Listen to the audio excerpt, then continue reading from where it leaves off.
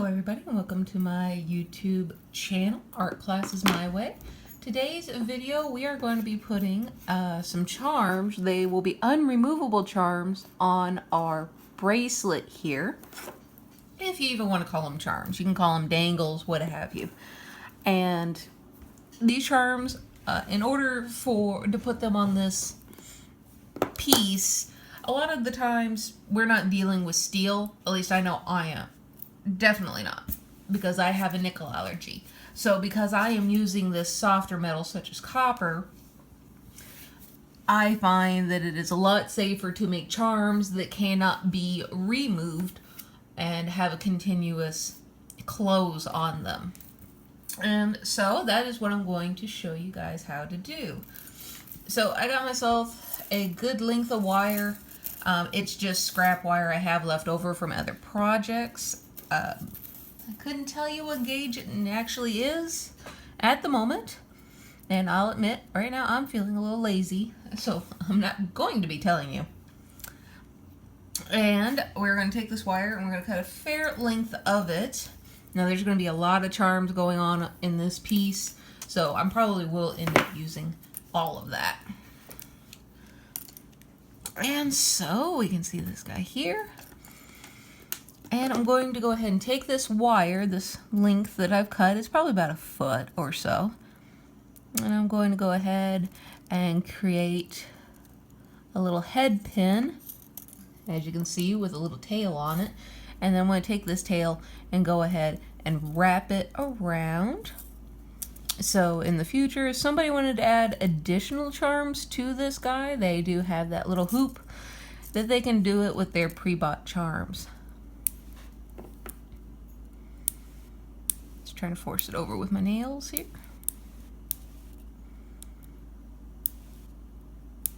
There's an easier way of doing this, and I do actually have my square nose here with me.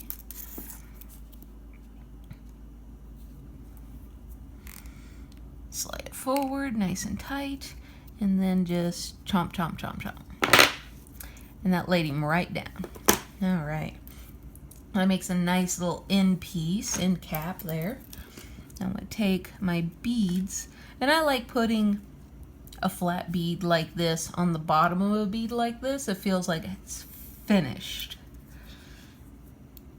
On you guys go. Nothing super fancy here. It's the amount that's going to end up going on this versus super fancy individual pieces. And maybe one clear bead. And even though it's a clear bead, it does have a metallic center to it. Oop. Helps if you hit the wire. And we'll use him as the topper. And because of that metallic on the top there, it adds a little bit of, just a touch of glitz. Now, go ahead, kink this backwards. And because the hole for this smaller bead, he's a little bit bigger, I'm going to make a nice big loop with my round nose here.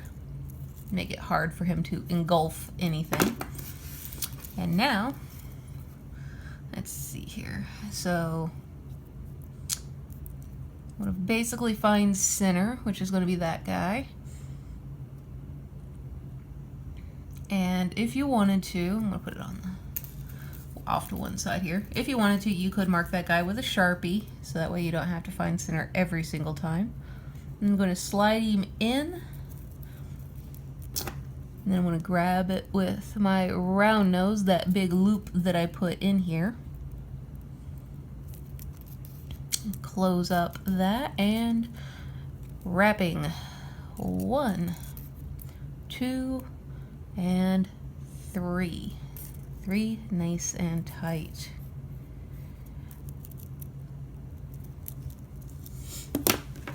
Go in here with my nippers. And there you have it.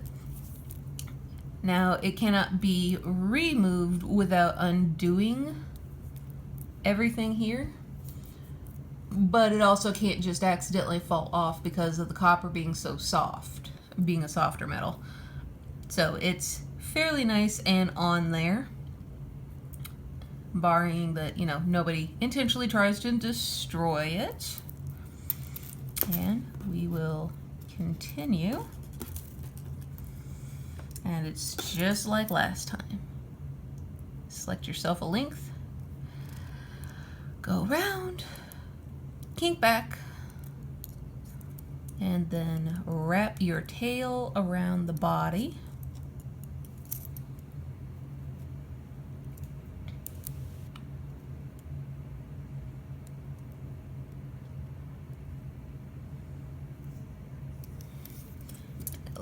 Still a little bit there left. After that with my square nose.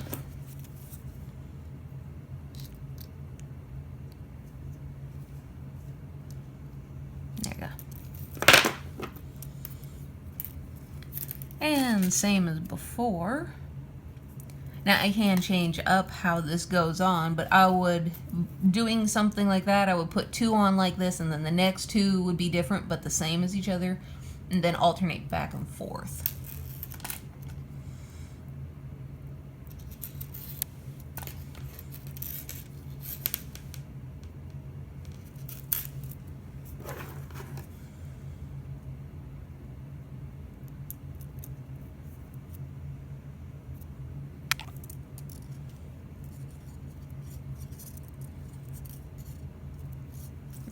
And before we close him off,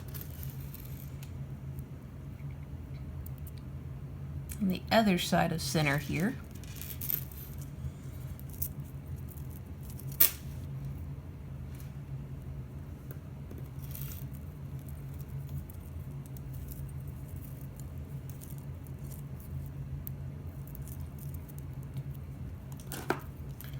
and we're gonna grab a hold of our hoop and wrap. 1, 2, 3, and I'll put on an extra one because I ended up making that a little longer than anticipated.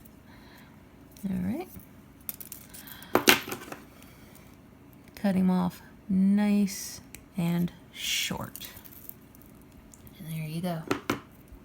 2 lovely little dangles there. And because of the colors I am choosing, they still go well with just about any kind of charm that anybody would want to put on this, because black goes with everything. The brown pretty much matches the copper, because it is copper. It's just a aged copper. And then white with the metallic. Again, it's clear with the metallic. Again, it's a lot like the black. It goes with pretty much everything. So, all right. And I'm going to use my time machine and fast forward so you guys can see this completely done. One moment. And we're done with the magic of the time machine. So, all right, what we did was we took a bracelet, and if you want to learn how to make this particular chain yourself, just take a look at last week's video. That was pretty much what that whole video was about, was that guy right there. And we put several dangly bits on it with some nice subtle beads that if somebody did want to turn this into a charm bracelet, the beads ought to go fairly nicely with it, or with any outfit that they are wearing. So it's a nice little piece with wonderful beads. And as far as how we attach the beads, it is a continuous attachment. There's no way to take these attachments off once they are on without destroying them, unwrapping them, and so on. I always highly recommend using this method when you're using smaller wire. And if you're using a bigger wire, for instance, the wire that is in these jump rings, this is 18 gauge. If you're using that kind of wire, then just use a regular head pin attachment. That's really all that you're going to need on that part of it, or a hook and hoop and so on. And you can check out several other videos that I've done for beginners on how to do those kinds of things. But for such a small wire and I do believe this is probably 26 gauge.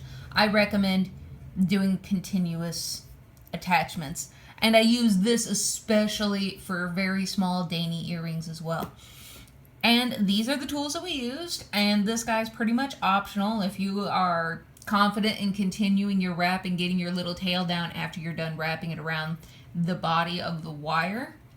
Then you probably don't need this guy, but these two right here are key, the round nose and the cutters.